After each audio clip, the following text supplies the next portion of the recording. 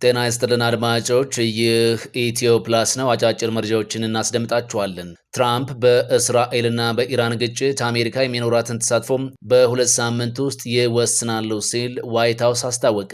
እስራኤል ባለፉት ቀናት የኢራንን የኒውክሌር ተቋማትንና የሚሳኤል ማስወንጨፊያዎችን ስታጠቃ ቆይታለች። ነገር ግን ከመሬት በታች ያሉ የኒውክሌር ተቋማትን ሙሉ ለሙሉ ለማውደም የአሜሪካንን ድጋፍ እየጠየቀች ነው። አሜሪካ እስራኤልን ደግፋ ወደ ጦርነቱ ከገባች ቀውስ ይፈጠራል የሚል ስጋት አንዣቧል። ኢራንም አሜሪካ በጥቃቱ የምትሳተፍ ከሆነ ቀጠናው ከባድ ችግር ውስጥ ይገባል በማለት እያስጠነቀቀች ነው። ፕሬዚዳንት ትራምፕ በመካከለኛው ምስራቅ ግጭት ላይ ለመወሰን ሁለት ሳምንት ጊዜ ሲሰጡ ዩኬና የአውሮፓ ህብረት ከኢራን ጋር ሊነጋገሩ ነው። የኢራን ውጭ ጉዳይ ሚኒስትር አሜሪካ በግጭት ውስጥ የምትሳተፍ ከሆነ ቀጠናው ሲኦል ይሆናል ሲሉ ተናግረዋል። ኢራን በትላንትናው ዕለት በፈጸመችው የሚሳኤል ጥቃት ከሆስፒታል አቅራቢያ ያለ ወታደራዊ ስፍራ ማነጣጠሯን ገልጻለች። ኢራን ባስወነጨፈቻቸው ሚሳኤሎች ደቡባዊ እስራኤል ባርሼባ ከተማ የሚገኘውና በእስራኤል ትልቁ ከሚባሉት አንዱ ሶሮካ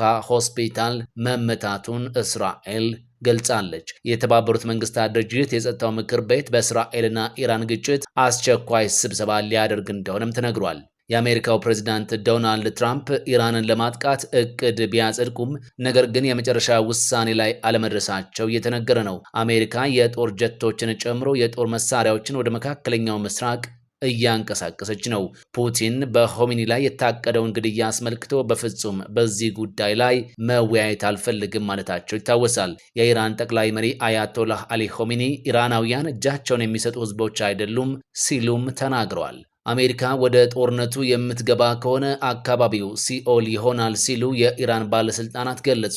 ሳምንት በሆነው እስራኤል በኢራን ላይ በከፈተችው ጥቃት አሜሪካ ለመሳተፍ እጇን የምታስገባ ከሆነ ሲኦል ይከሰታል ሲሉ የኢራን ምክትል የውጭ ጉዳይ ሚኒስትር ሳኤድ ለቢቢሲ ተናግረዋል። አሜሪካ በኢራን ላይ በሚካሄደው ጥቃት የምትሳተፍ ከሆነ ኢራን ሁሉም አማራጮች በጠረጴዛዋ ላይ መሆናቸውን በማመልከት ይህም አጠቃላይ ቀጠናውን አረንቋና ሲኦል ያደርገዋል ሲሉ አስጠንቅቀዋል። ምክትል የውጭ ጉዳይ ሚኒስትሩ ሳኤድ ለቢቢሲ እንደተናገሩት አሁንም ኢራን ዲፕሎማሲያዊ መፍትሄ ምርጫዋ መሆኑን በመጥቀስ ነገር ግን ጥቃቱ በኢራን ላይ የሚቀጥል ከሆነ ማንም ወደ ድርድር ሊሄድ አይችልም ብለዋል። ይህ ጦርነት የአሜሪካ ጦርነት አይደለም ያሉት ምክትል የውጭ ጉዳይ ሚኒስትሩ ትራምፕ የሚሳተፉ ከሆነ ግን በማያገባቸው ጦርነት የሳተፉ ፕሬዝዳንት ሆነው እንደሚታወሱ ተናግረዋል። እኛ የምናስበው ይህ ጦርነት አሜሪካንን የሚመለከት ጦርነት አይደለም፣ ነገር ግን ወደ ጦርነቱ መግባት የሚፈልጉ ከሆነ ትራምፕ ለዘላለሙ ወደማይመለከታቸው ጦርነት ተጎትተው የገቡ መሪ ተብለው ሲታሰቡ ይኖራሉ ብለዋል።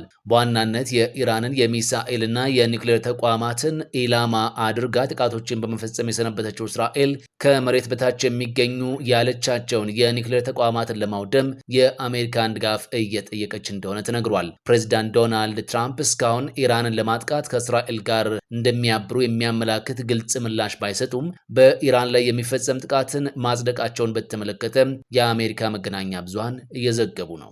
ኢራን በእስራኤል ላይ ትላንት በፈጸመችው ጥቃቶች 71 ሰዎች መጎዳታቸው ተነገረ። ኢራን ትላንት በእስራኤል ላይ በፈጸመችው ጥቃቶች 271 ሰዎች መቁሰላቸውን የአገሪቱ ጤና ሚኒስቴር ያስታወቀ ሲሆን ከነዚህ መካከል 71 የተጎዱት ሶሮካ ሆስፒታል ላይ በተፈጸመ ጥቃት መሆኑ ተነግሯል። ቀላል ጉዳት ከደረሰባቸው አብዛኞቹ የቆሰሉት ጥበቃ ወደሚደረግላቸው ቦታዎች ሲወሰዱ ወይም በድንጋጤ ምክንያት መሆኑን የእስራኤል ጤና ሚኒስቴር በኤክስ ገጹ ላይ አስፍሯል። ግጭቱ ከተጀመረበት ካለፈው ሳምንት አንስተው እስከ ትላንት ድረስ ኢራን በፈጸመቻቸው የሚሳኤል ጥቃቶች ቢያንስ 24 ሰዎች ሲገደሉ 592 ሰዎች ደግሞ ቆስለዋል። ካለፈው አርብ ጀምሮ በእስራኤል ጥቃት 224 ኢራናውያን ሲገደሉ ከ1200 በላይ የሚሆኑ ሰዎች ደግሞ ቆስለዋል። ጥቃቱ ሲያበቃ ኢራን ኒውክለርና ባላስቲክ ሚሳኤል አይኖራትም ሲሉ የእስራኤሉ ጠቅላይ ሚኒስትር ቤንያሚን ኔትናሁ ተናገሩ።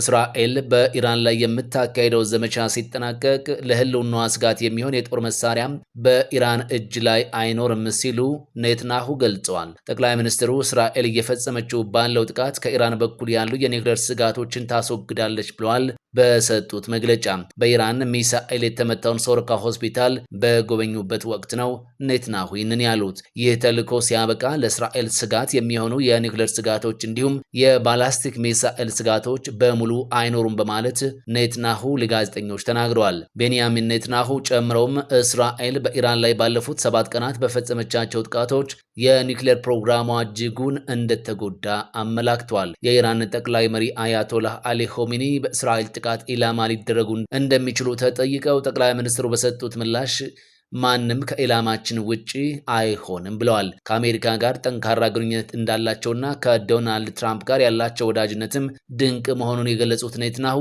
ከፕሬዚዳንት ትራምፕ ጋር ከሞላ ጎደል በየዕለቱ እንደሚወያዩም ተናግረዋል።